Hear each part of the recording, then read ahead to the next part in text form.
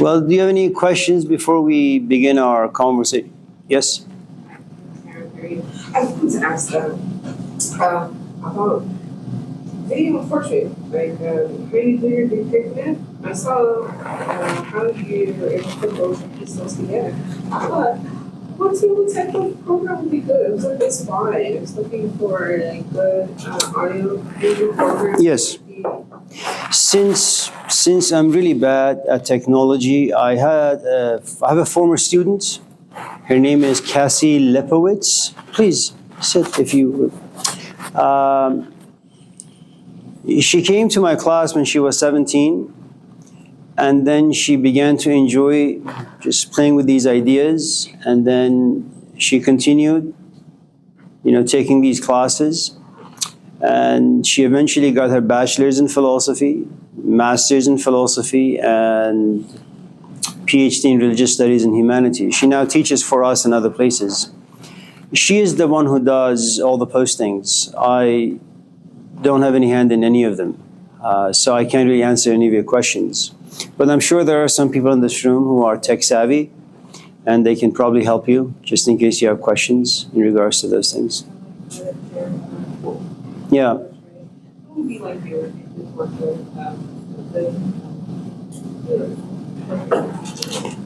Yeah, she does a fantastic job. Yeah. Anyone else? Before we... No one? Yeah. Best way... What is the best way to discipline a child? The best way to discipline a child. I'll tell you a story, and then I'll tell you another story after that, and maybe another story after that. There was a guy in the Middle East some 1,500 years ago. His name was Muhammad. And we'll talk about him in great detail when we get to Islam. Bob, it's good to see you, by the way. And Muhammad, like all of us in this classroom, no different than the story of Jesus or the Buddha or Moses. He gets to a place where he is not completely satisfied with his life, even though he's married, even though he's rich, in so many different ways. So he goes to the caves once in a while and just sits there. And this is about 1,500 years ago, And just in case you have any heavyweight questions, your tribe answers those questions for you. It's not like today where people walk around aimlessly and confused. The tribe basically was the hub. It was like a Costco of ideas. Just in case you were unhappy, you would ask an elder in your tribe and an answer would be given to you and you'd be satisfied. But once in a while, kind of like the Magnus Carlsen of chess or Tiger Woods of golf or Muhammad Ali of boxing, you have these freaks. No one knows how they're created. I certainly don't know. That they have this longing, this passion. How it comes about, I don't know. How they function, I don't know. But from a very, very young age, even prior to his marriage, he would go and sit in these caves because nothing about life would satisfy him. And for the next 25 years, that's what he did. Maybe 30 years. And eventually there was a breakthrough. He began to understand a few things about life, and then he began his missionary work at the age of 40. So one day as he's sitting in this place called the mosque, a mother comes to him with a child, and she says, "My son never listens to me. And I'm frustrated, I'm angry." So Muhammad takes the child, slaps him a couple of times, really, really hard, and says to him that if you ever disobey your mom will bring you back to me, and I will slap you even harder. Time passes. Another woman, another mother with a child comes in and says the same thing. the same complaint about her child. That my child never listens to me, I'm frustrated, angry, so on and so forth. And Muhammad gives him a candy. And the disciples his followers are a little perplexed, a little puzzled. Two mothers with the same issues, but the answers and the responses are so different. Why is that? And so there are lots of different things that he argued, that you need to understand the temperament of the child, the circumstances of the child, the circumstances of the mother, what they have, what they don't have. So when you ask about how to best discipline a child, it depends on the physical environment, it depends on the temperament of the parents, it depends on the temperament of the child. Raising kids is enormously difficult. And I think one of the best things, since most of you in this class are very, very young and you'll eventually have a child, it'll just happen to you. I think the best story that will explain to you what it means to be a parent and what it means to be a child can be found, I think, in the Gospel of Luke, the prodigal son. And the main theme of the story, you can look at it from a variety of different perspectives, but if you're a parent and if you're a child, what you need to know is this: parents always worry. Parents will always try to intervene to make a child's life better. Parents will always leave heartbroken, frustrated, and angry because the kid doesn't listen. Children will always, always, always get it wrong. It's like a universal law. All of us in this classroom, you have caught yourself perhaps having made a decision that was perhaps a little too immature, and then now you have to pay the price for it. So, I don't know, it really depends on the parents. But if you're a parent, you will always suffer from frustration, anger, and disappointment. If you're a child, you will crap all over your parents. And any parent should be lucky enough to be alive and to see their kids relatively healthy and relatively happy and relatively successful. I think it's one of those grave disappointments for parents to die, never being able to see their kids prosper in the right way. You may desire to do right by your parents, but you won't be able to. It's impossible. You're a kid, you're just came to life, you're trying to explore and experiment, and you'll get many things wrong, and your parents have no choice but to sit back and watch your life kind of turned upside down every moment. So, yeah, best of luck. Tell your parents I said, I'm sorry. Anyone else? Yeah. Rebecca, no. Oh, Carolina. Yeah. Yes. Nice. I wanted to ask you actually about the video of the older brother and his son. It's just on the description of the video, it was Gospel of Luke. Okay. But I think in the video there's Gospel of Matthew. There's one to know. It's in the Gospel of Luke. Okay. Yeah, I think there's just so many Gospels out there. Yeah. I think I'm just going to call every one of them like Gospel of Bob, because I always get it wrong. That's Bob, by the way. They've been friends for 10, 15? 7 or 8 years. Yeah. We used to hang out. Yeah. Anyone else?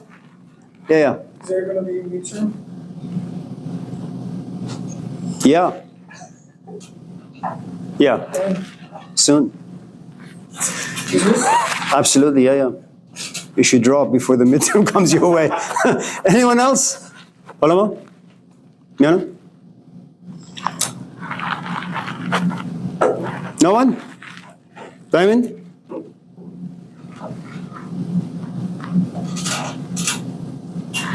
Yeah.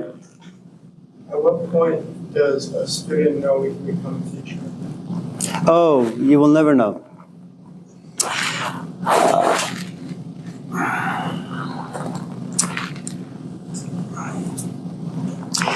The only thing good teachers can do is kind of like this. Let's say you go to So your question is, at what point does a student realize that he or she has become a teacher? Okay. First, it's a very Western way of looking at this. This is not about you, but Westerners are very gung-ho and very interested. I want to be a student. I want to be a disciple. I want to be a teacher. Where's my gown? Now, that's not the way it usually works, especially in the East and Far East.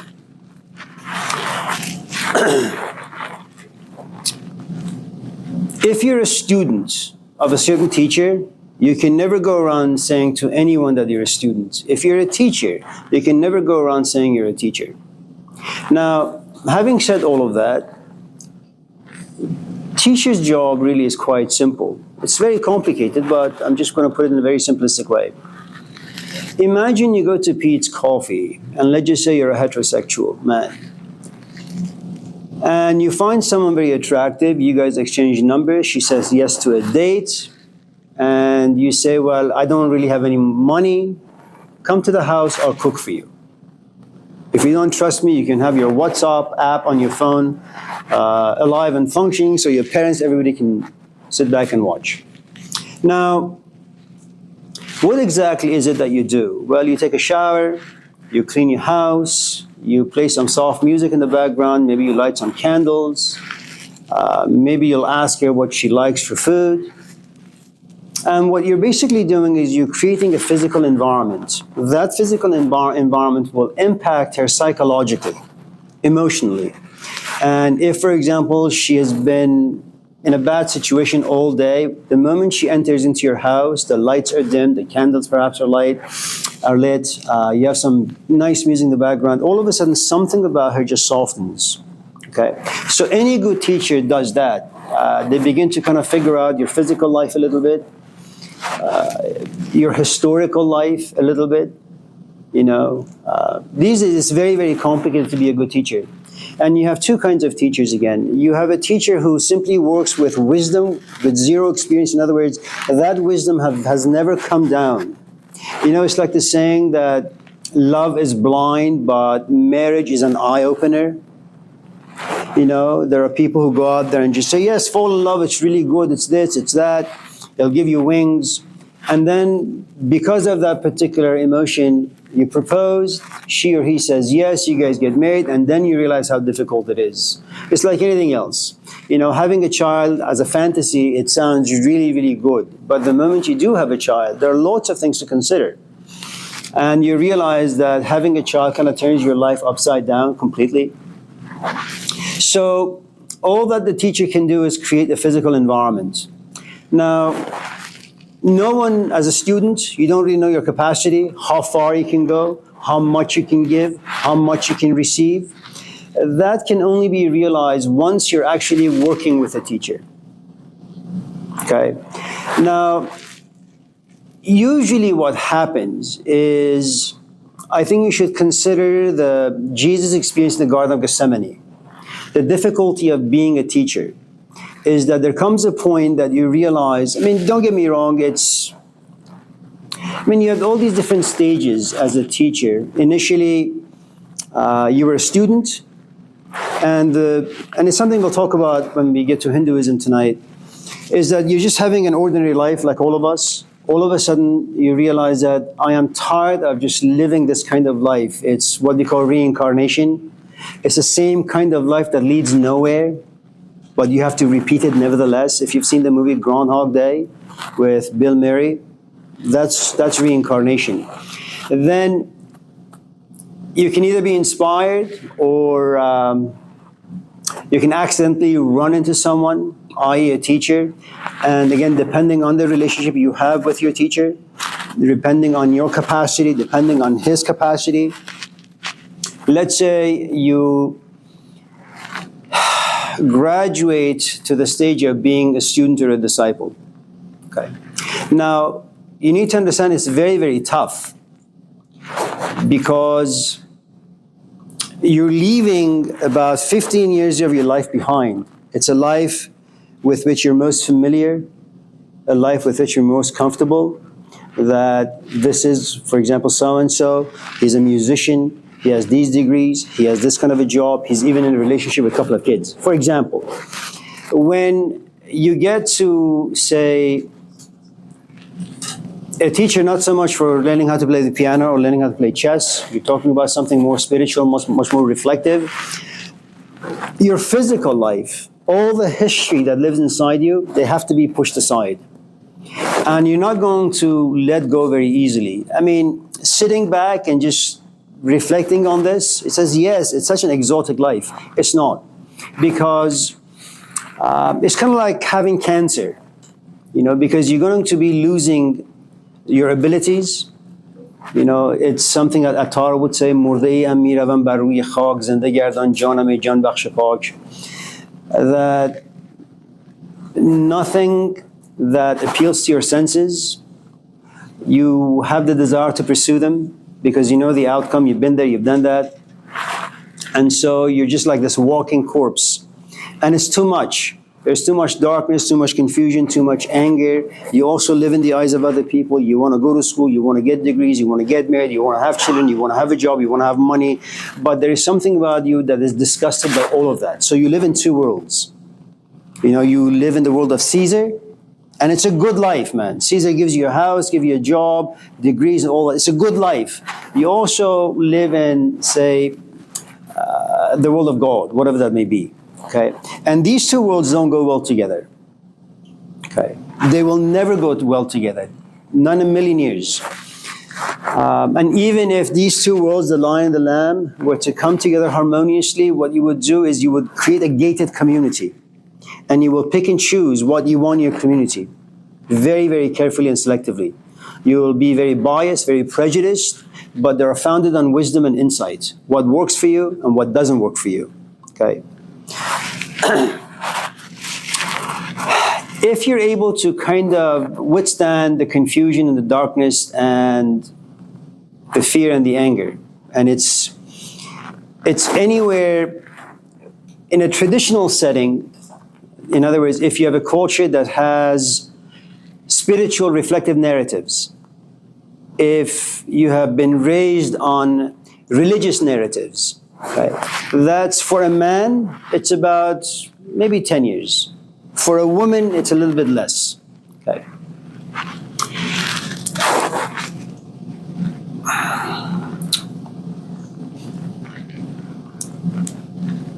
Then what happens to a student is, we talked about this before, is that, and these are components that do not exist in the West.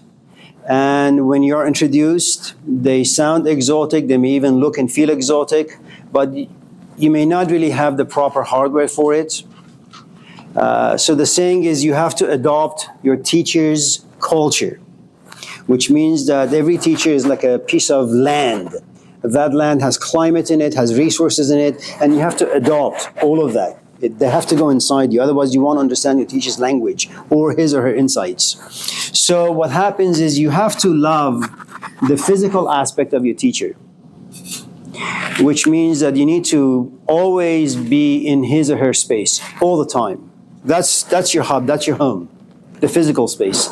The next difficulty for a student is understanding what the hell the teacher is talking about. And that's going to be enormously challenging. And I say that because it's a little too early to get into all of this, and this is really the wrong culture, perhaps. I'm not stalking you.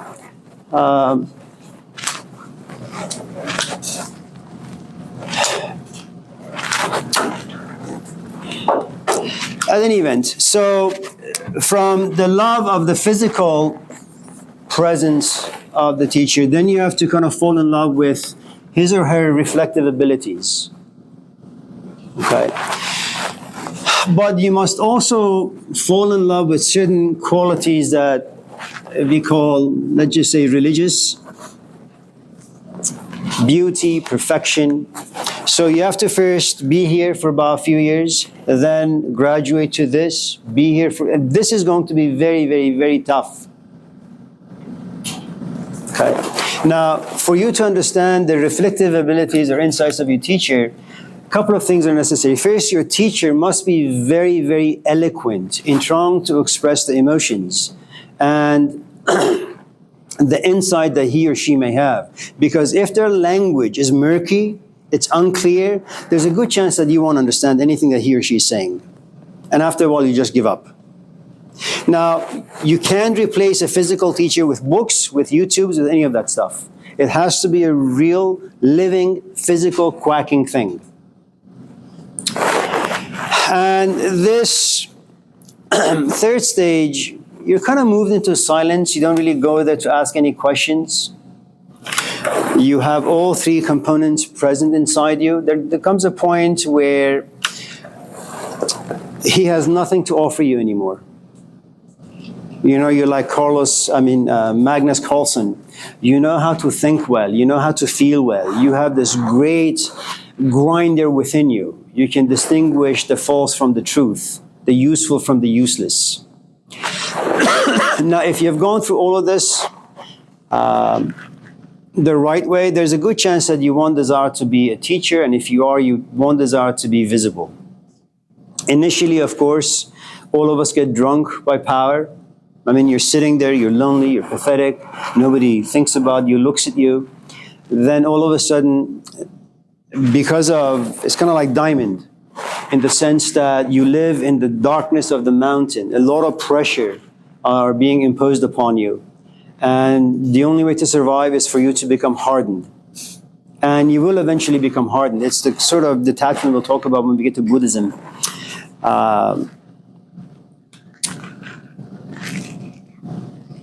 Once you no longer are excited by the attention people give you and by your own sense of self, you no longer want to do this. So you become relatively invisible. Okay.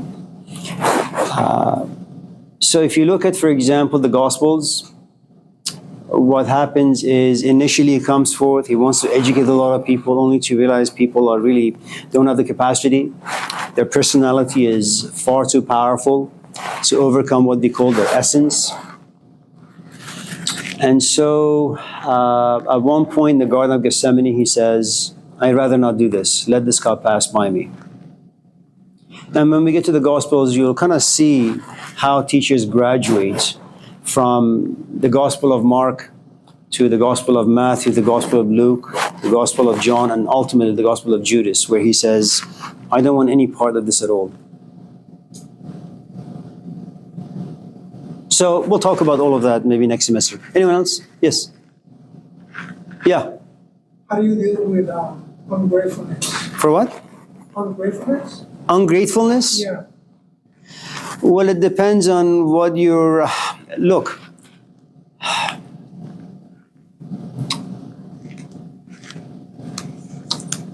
How old are you? Okay.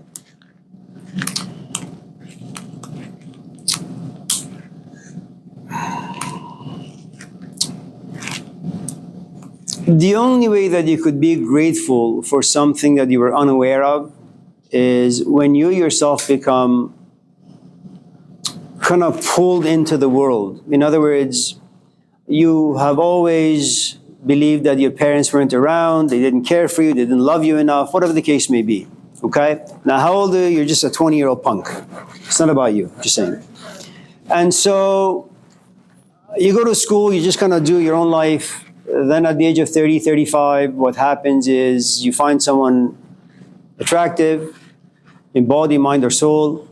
You propose, she says yes, you guys have a life, you go vacation, you go here, you go there, it's a good life. One day she looks at you and she says, let's have a child. Why not? It's a great narrative. You've never been in that position. All you're running on is just narratives that are exciting and hopeful. And so she gets pregnant. It's a happy day, for example. You go to Barnes & Nobles, you buy a crib, you buy some mattress. You go to Target, you steal some baby stuff. You come home, you paint the room pink or blue or black. You work at 6. some strange reason, your kid screams at night. She has a tummy ache. Your wife is far too exhausted. Maybe you have 2, 3 kids. Who the hell knows? And so you realize that 1 in the morning you have to carry this baby and just run around the house to quiet him or her down. And about 4 or 5 in the morning, ultimately she goes to sleep. Now, you're far too selfish right now because it's all about you. It's about your exhaustion. You don't really think about your parents.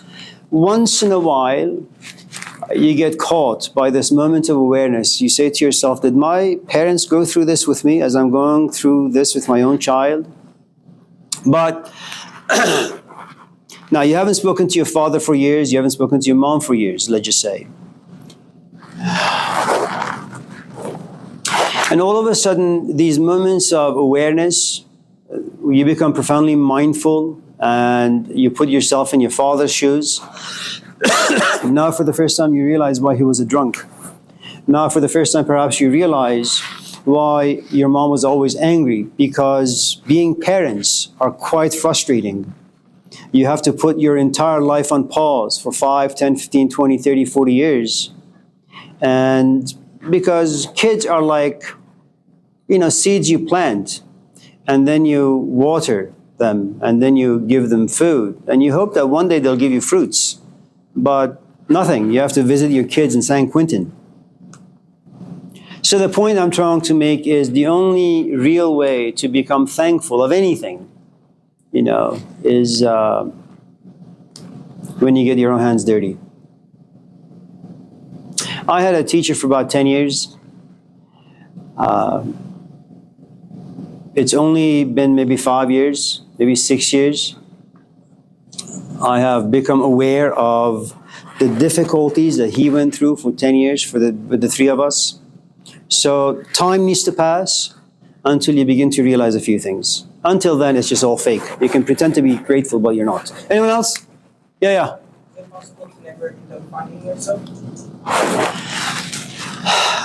Well,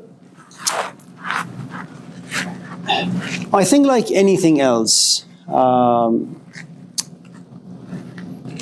I think all of us in this class are like the salmon fish or like the horse Pegasus. Because Pegasus really it's not so much about a horse, it's about all of us during certain moments in life, you want to find something that's bigger than what you can see and touch and taste and smell, it's like you have a companion and you guys have great physical intimacy, but at certain times you look at him or her and you say, I need you to see me. And how old are you? Like 15. And it doesn't mean that you know exactly who you are, but you desire someone to see something that is non-physical. Okay? Now, it doesn't mean that just because you're looking for something you can find it, but it does mean that there's a glitch in our system. That there is something about us that desires something that is beyond the 5 senses. That is our condemnation. We are cursed as well as being blessed. To find anything, you need resources. First, to find anything, you have to kind of become aware that you've lost something. Now, it doesn't mean that you know what you've lost. It just means that you have this feeling that you have lost something.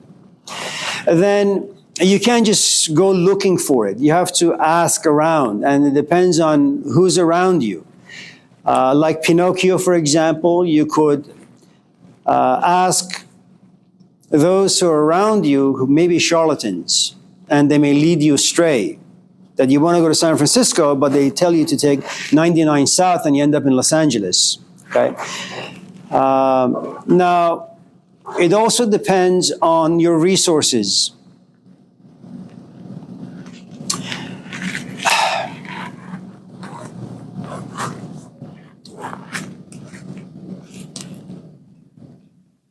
My kids were born here. I was born in Iran. My kids don't have the Persian culture. And just because someone speaks the language, it doesn't mean anything. Language has history in it. Language has narratives in it. Language has emotions in it. And all those go back to the culture. My kids don't have any of that. So when I tell them, say, a poem by Rumi or Hafez, they say that's beautiful, but they don't really understand much of it.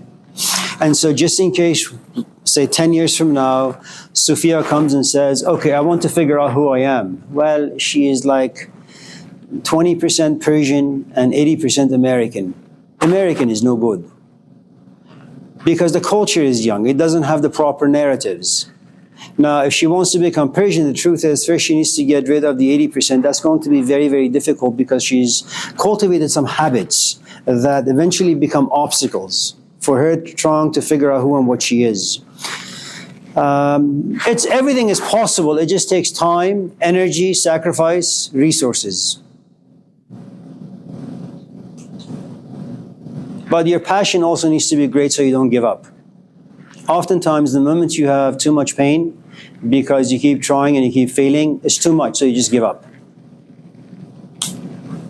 Yeah. Anyone else? Eric? No, please. How do you deal with ungratefulness even though you work hard? I'm sorry? How do you deal with ungratefulness even though you do work hard? I'm sorry, how do you, what? How do you deal with the feeling of being ungrateful even though you do work hard? Even though you work hard at being grateful? No. Work hard like to get the stuff that you want, but you still don't validate it, you don't respect it, you're not grateful for the things that you want. Oh, welcome to being a human being. You and I, از دست زبان که برآید که از شکر و کرامت به سر آید. It's a poem by Sa'di. And Sa'di is a Persian Sufi poet, and he's about 60. And at the age of 60, he says, give me some tools so I can be grateful for what I have at all times. So it's difficult. Impossible, really. Yeah, Joyce?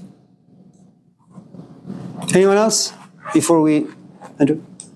Is there any component of choice within the nature or nurture dichotomy? There are. Okay.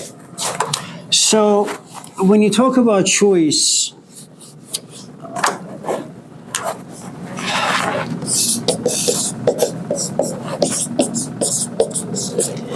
you have a choice. You can either choose number 1 or number 2. 2 plus 2 equals 4 or 2 plus 2 equals 5. You're American, you have freedom, so which one do you choose? The truth is, if you're a sensible human being, and if you know your math a little bit, you realize that with knowing something for certain, choice disappears. You don't have a choice. You just know that 2 plus 2 equals 4. Choice disappears. If, on the other hand, I was to give you a very complicated equation such as 58, 25, 2 times 58 divided by 925, let's just say, it's either 2 or 15. Which one are you going to choose? Well, you have to make this choice in darkness. But when there is clarity, you don't exercise choice. Now, one of the things about, say, for those of you who are looking, let's just say, for some of the components you talked about in this class, self-knowledge, reflection, playing chess, is that for the first 10 years of your apprenticeship, in other words, if you consider yourself to be a student, you don't have a will of your own. You can't have a will of your own. You can't feel, you can't think, you can't come to any conclusions. Someone who's been there, who's done that, must think and feel and make choices for you. And you must follow them. Once, it's like anything else, man. It's like you're an infant and you see your kid brother like running. Well, you can't just run. Your parents need to help you to just basically sit up. Then they need to help you to stand. They need to help you to walk. Then help you to run. And once you've become kind of self-sufficient, then they say, okay, whatever. And I think this reflective life, if you want to call it that, or if you want to call it the spiritual life, is very much the same. Now, in what makes, I think, the Western culture incompatible to this stuff is because The idea of freedom, the idea of happiness has become so individualized that it is your life, it is your decision, it's your this, it's your that. So by the time you get to this crossroad where you're like 35 or 25 or 55, where you say, I want to figure out who and what I am, the truth is, well, you have to leave in the footnotes your ability, at least your desire to be in control of things. You have to allow someone else to make decisions for you.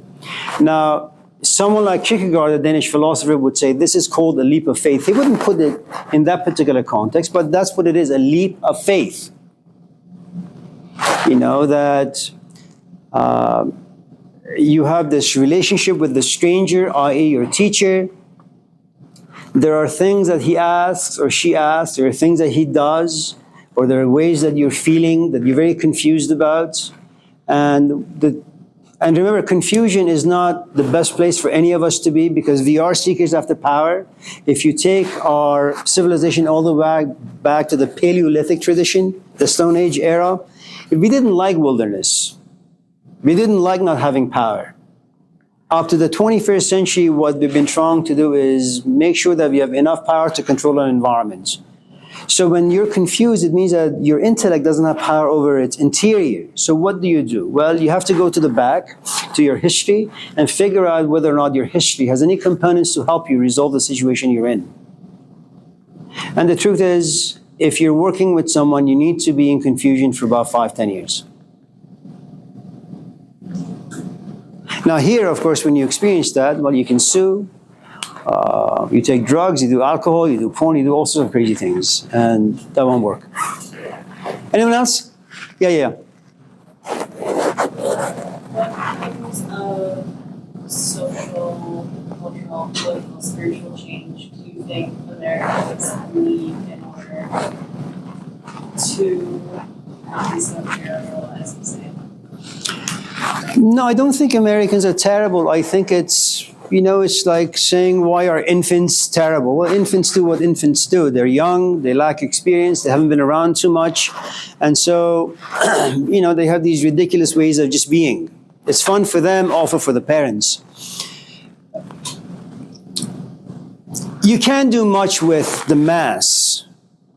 If you're talking about what the hell do you do with you're only 20 people in this room. 30 people. What do you do with 30 people? How can all of us begin to think the same way? Process things in relatively the same way? The truth is, it's impossible. What you kind of look for is, let's just say that I look at some people, I realize their body language in a certain way, so I just dismiss them. Now, they may have capacity, they may have potential. I'm very biased. I say, I'm not going to sacrifice my time or my energy on someone who has this particular body language. And then someone raises their hand and begins to ask questions. And I realize, well, the questions are quite ridiculous. So I kind of dismiss that person as well. And then I realize, well, there is someone who keeps looking at me, but they're like fantasizing about dinner. And so I dismiss that person as well. Now, I'm not looking for...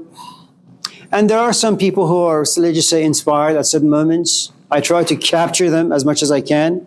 But eventually I realize it's a losing battle, because 10 minutes of inspiration stands no chance against the force of life. So for the most part, those people are dismissed. Then there are certain people who pay attention, say, from 6 to 9, they're with me for about maybe an hour. That's a good chunk of time. Those people you focus on. So out of 30 people, you're left with maybe 2 or 3 or 4. Now, that's the easy part. The more difficult part is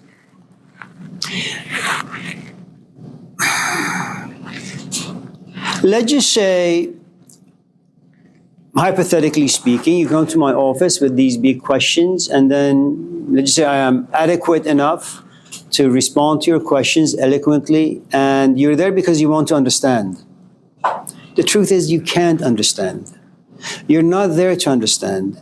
You should be there only to feel, and then go away with a volcano of feelings, and then come to class saying, this just is a little weird for me.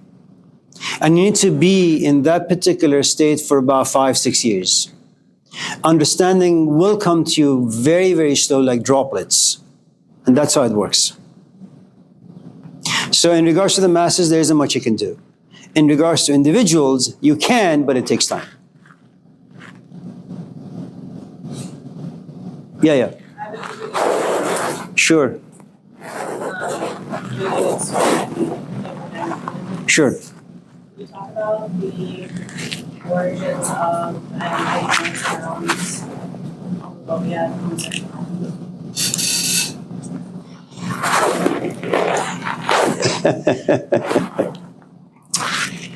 Homophobia and homosexuality. No, I'm not going to talk about that, and I'm not going to put that within the context of the Abrahamic religion, but let me give it to you in this way.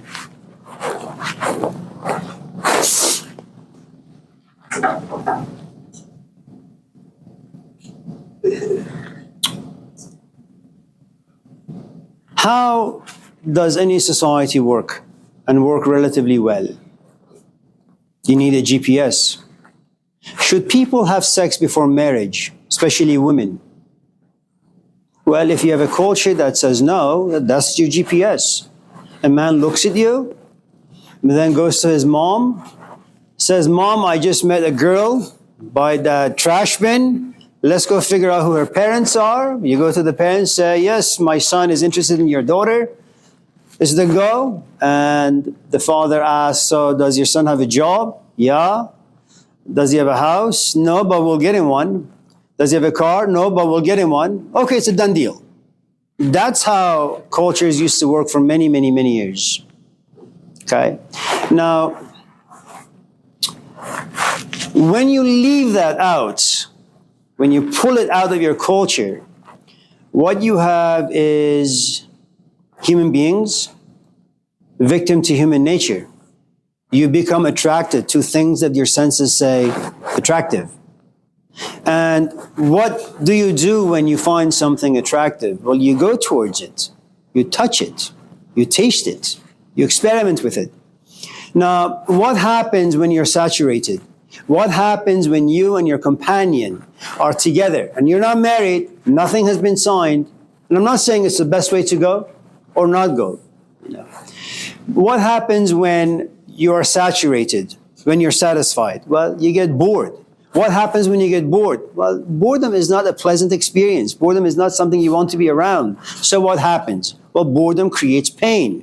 What happens when you're in the bosom of boredom? Well, boredom kills you from the inside. So what do?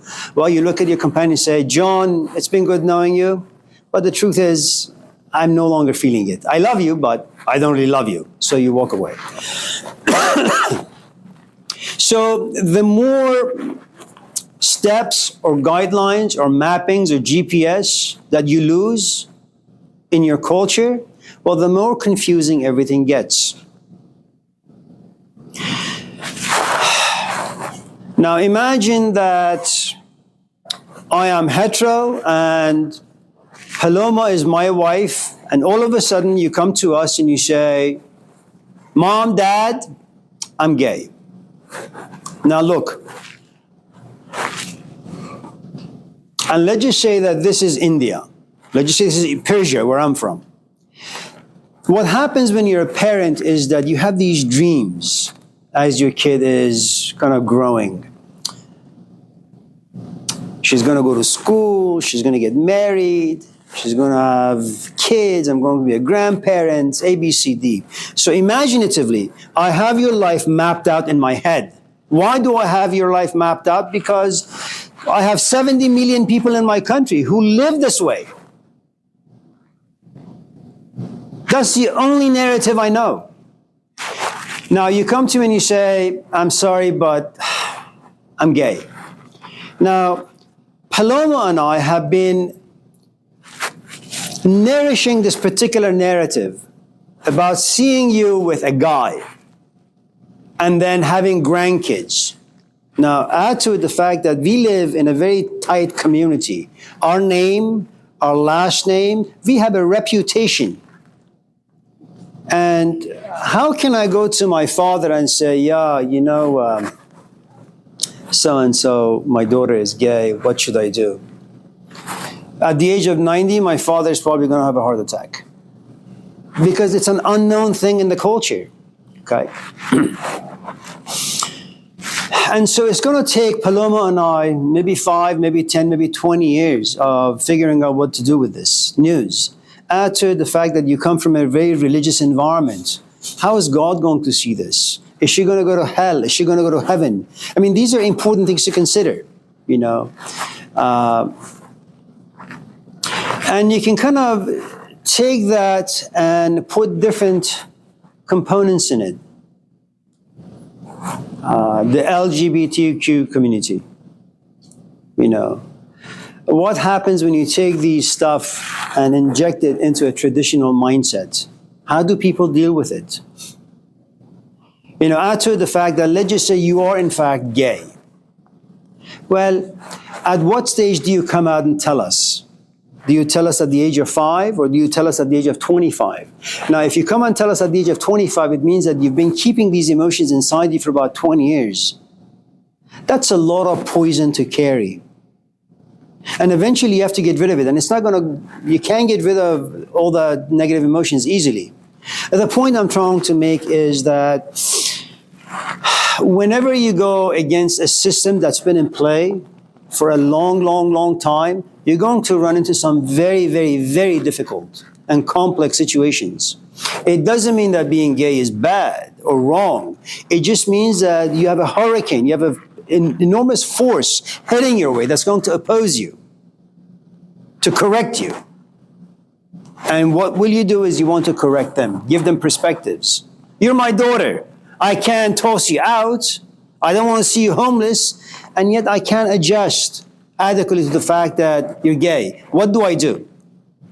I hate myself for not being able to accept. I hate you for being this way. I hate my wife for siding with you. And all of a sudden I find myself completely isolated. The point I'm trying to make is these issues are enormously complicated. They have no simple answers. Everybody loses.